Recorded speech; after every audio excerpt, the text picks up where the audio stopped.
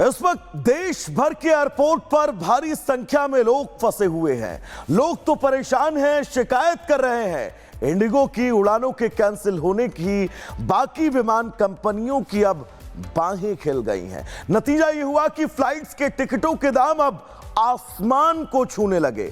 मुंबई और दिल्ली जैसे शहरों में एक दिन पहले बुक किए गए टिकटों के दाम आमतौर पर जितने होते हैं उससे 30 गुना से ज्यादा हो गए। ट्रैवल एजेंट और दूसरी एयरलाइंस के अधिकारियों का यह कहना है कि ज्यादातर बड़े रूट्स पर सीधी उड़ानें लगभग पूरी तरह बुक है। अब सवाल ये कि इसकी जिम्मेदारी कौन लेगा? आपदा में अवसर वाली इस खुली लूट पर आखिर किसी की कोई जवाबदेही बनती है या नहीं, और अगर बनती है तो वो कब सामने आएगा?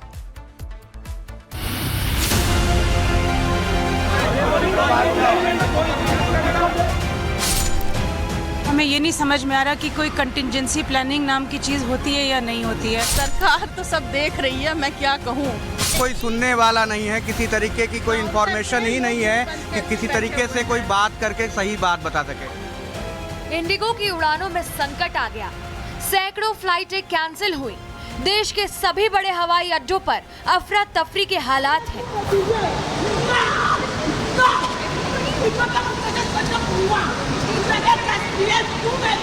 यात्री बैग और ट्रॉली लेकर भटक रहे हैं।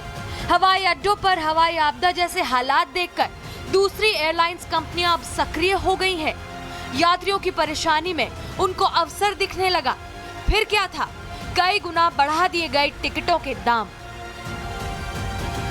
दिल्ली से लंदन जाना अब सस्ता है, लेकिन दिल्ली से लखनऊ जाना बहुत महंगा हो गया है। स्पाइस जेट की नई दिल्ली से चेन्नई तक का किराया जो 7 से 8 हजार रुपए तक था, वो 68,000 हो गया है। वहीं दिल्ली से लंदन तक का टिकट सिर्फ 24 से 30 हजार का है। मतलब विदेश जाना इस बीच सस्ता है, लेकिन देश के अंदर ट्रैवल करना नहीं। अकासा एयरलाइंस की दिल्ली से बेंगलुरु की फ्लाइट का किराया 5 से 8 हजार था, जो कि आज 39,000 है। अकासा एयरलाइंस की कोलकाता से मुंबई की फ्लाइट का किराया आज 31,000 है। अकासा एयरलाइंस की ही कोलकाता से बेंगलुरु की फ्लाइट का किराया 24,000 है। वहीं स्टार एयरलाइंस का पुणे से हैदराबाद की फ्लाइट का किराया 17,500 है। स्पाइस जेट की मुंबई से दिल्ली का किराया 48,000 हो गया है।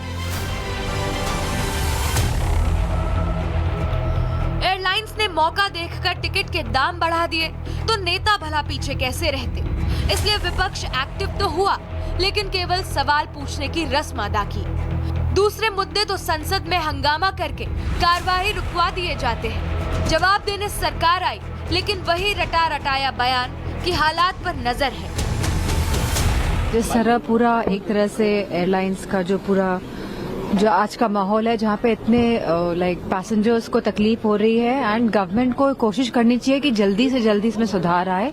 एंड जो सपोर्ट चाहिए इंडिगो एयरलाइंस को गवर्नमेंट की तरफ से, बिकॉज अंतर्गत जो ट्रैवलर्स हैं वही परेशान हो रहे हैं, और जो जहाँ है वहीं पे अटक के रह गया है। तो गवर्नमेंट को पूरा इंटरफेरेंस करके ज्यादा से ज्यादा सुविधा पहुंचाने का काम करना चाहिए। महत्वपूर्ण मुद्दा है, क्योंकि सबको देश भर में एक जगह से दूसरी जगह जाना होता है। मैं यहाँ आने से पहले सिविल एविएशन मंत्री से बात किया है। वो सरकार का तरफ से भी पहल कर रहा है कि प्राइवेट एयरलाइंस में जो टेक्निकल प्रॉब्लम जो है डिटेल, मैंने सिविल एविएशन मंत्री जी को कहा है कि आप तैयारी कीजिए, क्योंकि मेंबर्स कंसर्न यहाँ उठाएंगे तो यहाँ भी बताना होगा और देशवासियों को भी जानकारी होना चाहिए। पिछले 2-3 दिन में 1 नहीं, 2 नहीं, 3 नहीं, बल्कि सैकड़ों फ्लाइट्स कैंसिल हो गई। यात्रियों को हवाई अड्डों पर चेक इन करने के बाद पता चल रहा है कि उनकी फ्लाइट तो कैंसिल हो चुकी है। जो अभी डेवलपमेंट है वो ये नजर आ रही है कि जो पहले यहाँ पर पैसेंजर्स थे जो वेट कर रहे थे, वो यहाँ से मूव हो चुके हैं, क्योंकि उन्होंने अब एक्सेप्ट कर लिया है कोई फायदा नहीं है। दूसरी फ्लाइट्स जो है वो बहुत ज्यादा हाई प्राइसेस पर है, कोई बेस्ट ऑल्टरनेटिव अभी नजर नहीं आ रहा है। अभी मैं मौजूद हूँ यहाँ पर एयरलाइन टिकट काउंटर के बाहर। हमारी भी एक्सेस जो है वो यहाँ पर बंद कर दिया गया है, क्योंकि अंदर बहुत फ्रस्ट्रेटेड एम्प्लॉयज भी हैं दूसरी एयरलाइंस के भी, क्योंकि बहुत ज्यादा पैनिक की सिचुएशन है। यानी एक टिकट के ऊपर आपके पास 100 की संख्या में जो पैसेंजर्स आ रहे हैं, तो बहुत पैनिक की सिचुएशन जो है वो बनी हुई है। सिर्फ 5 दिसंबर को ही देश भर में इंडिगो की 600 से ज्यादा फ्लाइटें रद्द हो गई। दिल्ली में 225, हैदराबाद में 92, बेंगलुरु में 102, मुंबई में 104, चेन्नई में 31, पुणे में 22, श्रीनगर में 10, ये सभी फ्लाइटें रद्द हो गई हैं। आप बोलोगे, आप बोलोगे, एकदम चुप बैठो, जैसे बैठे तो ना वैसे बैठो, मुंह लटका के बैठे रहो, मुंह नीचे, आंखें बंद, मुंह बंद। यात्रियों का आरोप है कि इंडिगो ना तो समय पर जानकारी दे रहा है और ना ही कोई स्टाफ यात्रियों की मदद के लिए सामने आ रहा है। हम लोग जा रहे थे मुजफ्फरनगर, हमारी फ़्लाइट कैंसिल हो गई और उन्होंने एडवांस में बताया भी नहीं कि कैंसिल होने वाले, कुछ आइडिया दिया ही नहीं।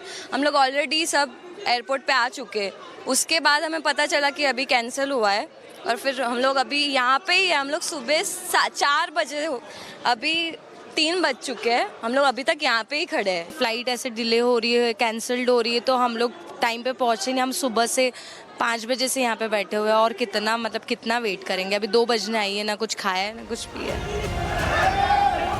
इंडिगो के इस फ्लाइट कैंसिलेशन का असर पूरे सिस्टम पर पड़ा है। हवाई अड्डों पर भीड़ ही भीड़ है। पैसेंजरों की परेशानी और मजबूरी अब धीरे धीरे गुस्से में तब्दील हो रही है।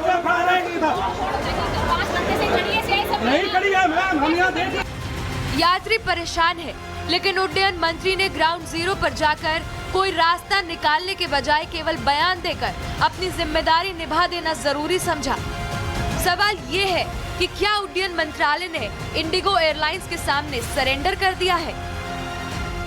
We have told them to take all the necessary steps to ensure normalcy within the next 2 days. And yesterday we have also seen major delays happening because of that. एक हवाई टिकट पर करीब 25% टैक्स सरकार वसूल करती है, लेकिन सुविधा के नाम पर यात्रियों को क्या मिल रहा है? आम आदमी कॉर्पोरेट ब्लैकमेलिंग में पिस रहा है। उड्डयन मंत्रालय ने इंडिगो एयरलाइंस पर कोई सख्त कार्रवाई करने के बजाय दिखावे के लिए केवल जांच की कमेटी गठित कर दी है, जो 15 दिन बाद अपनी रिपोर्ट देगी। लेकिन जब रिपोर्ट आएगी तब तक हालात सामान्य हो जाएंगे और मामला ठंडे बस्ते में चला जाएगा। Bureau report, Republic Bharat. इस वक्त देश भर के एयरपोर्ट पर भारी संख्या में लोग फंसे हुए हैं। लोग तो परेशान हैं, शिकायत कर रहे हैं। इंडिगो की उड़ानों के कैंसिल होने की बाकी विमान कंपनियों की अब बाहें खिल गई हैं। नतीजा यह हुआ कि फ्लाइट्स के टिकटों के दाम अब आसमान को छूने लगे। मुंबई और दिल्ली जैसे शहरों में एक दिन पहले बुक किए गए टिकटों के दाम आमतौर पर जितने होते हैं उससे 30 गुना से ज्यादा हो गए। ट्रैवल एजेंट और दूसरी एयरलाइंस के अधिकारियों का यह कहना है कि ज्यादातर बड़े रूट्स पर सीधी उड़ानें लगभग पूरी तरह बुक है। अब सवाल ये कि इसकी जिम्मेदारी कौन लेगा? आपदा में अवसर वाली इस खुली लूट पर आखिर